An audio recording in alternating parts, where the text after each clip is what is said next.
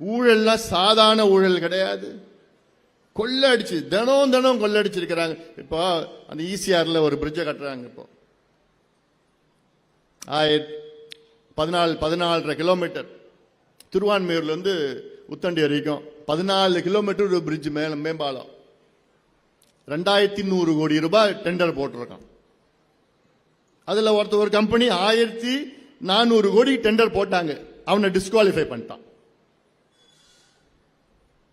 IIT உடைய அளவுகோல் என்ன? 1 கிலோமீட்டர் மேம்பாலம் போடுறதுக்கு கிட்டத்தட்ட 87 கோடி இல்ல 100 கோடி ஆகும். ஆனா இவன் 150 கோடிக்கு போடுறான். 700 கோடி எல்லாம் கொள்ளடிக்கிறது. அதுக்கு முதலமைச்சர் அடிக்கல் நாட்டிட்டு போயிட்டு இருக்கிறார். இது போன்ற எவ்வளோ இந்த மத்திய கைலாஷ் இருக்குல்ல, சென்னையில் மத்திய கைலாஷ் ஐஐடி வாசல்ல இருக்கு. அந்த மேம்பாலம் இப்படி போய் இப்படி ரைட்ல திரும்புது. இந்த மாதிரி ஒரு மேம்பாலம் கட்டவே கூடாது. இப்படி போய் அப்படியே வளைவ நேரா போனா அவ்வளவுதான், கீழே விழணும். முதலமைச்சர் அந்த மேம்பாலத்தை திறந்தார். திறந்து 2 நாள் கழிச்சு நான் போறேன். போனா மாட்டு வண்டியில போற மாதிரி இருக்கு. பள்ளம் பள்ளம் பள்ளமா பள்ளம் பள்ளம் பள்ளமா இருக்கு. 100 இடத்துல அந்த மேம்பாலத்துல பள்ளம் பள்ளமா புதுசா 2 நாள் ஆச்சு தான் திறந்து. தூக்கி தூக்கி போடு, தூக்கி தூக்கி என் கார் நல்ல கார் வேற, அந்த கார்ல தூக்கி தூக்கி போடுது. இவ்வளோ மோசமா, இவ்வளோ தரமில்லாத ஒரு மேம்பாலத்தை கட்டி அதை முதலமைச்சர் திறக்கிறார். வீட்டுக்கு வந்த உடனே ஒரு ட்வீட்டை போட்டேன். இப்பதான் வந்த மேம்பாலத்தில் வந்த இவ்வளோ மோசமான மேம்பாலம் வாழ்க்கையில பார்த்தது கிடையாது. இதை விசாரணை பண்ணணும், உடனே யாருன்னு பார்த்து பண்ணணும்னு சொல்லி உடனே 2 நாள்ல அந்த மேம்பாலத்துக்கு மேல தார போட்டு மறுபடியும் அது கான்கிரீட் போட்டு கட்டியிருக்காங்க மேம்பாலத்தை. நான் கம்ப்ளைண்ட் பண்ணதுக்கு பிறகு, புகார் கொடுத்ததுக்கு பிறகு அதுக்கு மேல ராத்திரில மூடிட்டு தார போட்டு மூடுறானுங்க. அந்த மேம்பாலம் கான்கிரீட்டுக்கு மேல தார போடக்கூடாது. இந்த தார் இன்னும் 2 மாசத்துல வெளியில வந்துடும். அப்போ எவ்வளவு மோசடி, எவ்வளவு ஊழல், லஞ்சம் வாங்கி கொள்ளடிக்கிற ஒரு கட்சி போதையா? உங்களுக்கு எதுவும் கிடையாது,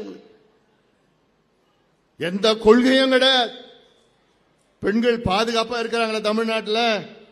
4 வயசு குழந்தை, 8 வயசு குழந்தை, 10 வயசு குழந்தை, 12, 13, 16 ஒவ்வொரு நாளும் பெண்களுக்கு பாதுகாப்பு இல்லைன்னா இதெல்லாம் ஒரு ஆட்சி? இவரெல்லாம் ஒரு முதலமைச்சரா? வெக்கப்படணும், அதெல்லாம் வெக்கப்படும். அதை பத்தி கேட்டா தமிழகம் ஒளிர்கிறது, மிளிர்கிறது, கிழிகிறது. வெக்கக்கேடு. அதெல்லாம் விளம்பரப்படுத்திக்கிட்டு எப்ப பார்த்தாலும் விளம்பரம், எப்ப பார்த்தாலும் விளம்பரம். நாங்க எங்களுடைய வாக்குறுதிகளை 100 விழுக்காடு இல்ல 110 விழுக்காடு நிறைவேற்றிட்டாங்களாம். ஏன்னா இவங்க சொல்லாததான் செஞ்சிட்டாங்களாம். அதுக்கு நான் புத்தகமே போட்ட வெளியில் எதுவுமே நிறைவேற்றல, எல்லாமே ஏமாத்து. மாசம் மாசம் கரண்ட் பில் எடுக்கிறேன்னு சொன்னாங்க, நீட்டு தேர்வை ஒழிக்கணும்னு சொன்னாங்க, 100 ரூபாய் மானியம் கொடுப்போம், எவ்வளோ வாக்குறுதிகள், ஒன்னு கூட செய்யல. உருப்படாது ஒரு ஆட்சி இது. இதெல்லாம் நிச்சயமாக நீங்க எல்லாம் ஒரு மாற்றம். இந்த தேர்தல் ரொம்ப ரொம்ப முக்கியம். எனக்கு இன்னொன்னு, இந்த சட்டமன்ற தேர்தலுக்கு பிறகு வருகின்ற உள்ளாட்சி தேர்தல், இதுல சட்டமன்ற தேர்தலில் நிறைய பேர் எம்எல்ஏ ஆக போறீங்க. ஆனால் அதுக்கு பிறகு வர உள்ளாட்சி தேர்தல் இன்னும் நிறைய பேர் வருவீங்க. நீங்க, எனக்கு ஆசை, நீங்க எல்லாமே அங்க வார்டு, இந்த ஒன்றிய கவுன்சிலர், மாவட்ட கவுன்சிலர், சேர்மன் எல்லாமே வரணும். நான் சொல்றது உங்களுக்கு எல்லாத்துக்கும் திறமை இருக்கு, எல்லாத்துக்கும் திறமை இருக்கு. அந்த திறமையை வெளிக்கொண்டு வரதுக்கு சந்தர்ப்பம் வேணும். அந்த சந்தர்ப்பம் தான் வருகின்ற காலம், உங்களுடைய காலம். நான் சொல்றேன், இப்ப கூட இவங்க இந்த தீபா வந்திருக்கிறாங்க, அவங்க கவுன்சிலர், அங்க ராணிப்பேட்டை மாவட்டத்தில் இருக்கிறாங்க. அவங்க அவங்க வார்டு கவுன்சிலர், அவங்க வெற்றி பெற்றிருக்கிறாங்க. அவங்கள மாதிரி நீங்க எல்லாம் வரணும், வரணும். அதுதான் என்னுடைய விருப்பம், என்னுடைய ஆசை. அதுக்கு எல்லாம் இன்னும் வாங்க, பொது வாழ்க்கையில வாங்க, அரசியல் வாங்க, பெண்கள் இன்னும் கூடுதலா வரணும். வாக்காளர்கள் ஆண்களோட பெண்கள் வாக்காளர்கள் தான் அதிகம். அது தெரியும்ல உங்களுக்கு. 12 லட்சம் வாக்காளர்கள் கூடுதல் நீங்க இருக்கிறீங்க. நீங்க தான் மெஜாரிட்டி. ஆனா அந்த அளவுக்கு உங்களுக்கு அந்த பவர் இல்லை.